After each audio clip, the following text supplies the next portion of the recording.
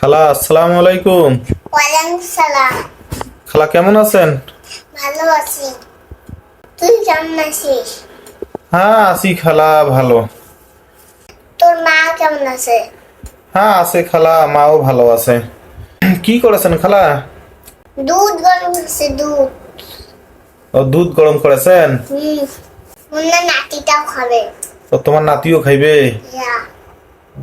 খালা ও কি?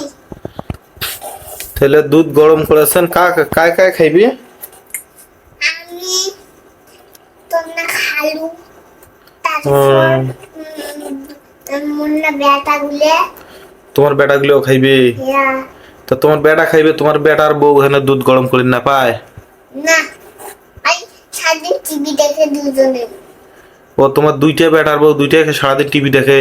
হ্যাঁ, কম্বল গাদ দিয়ে।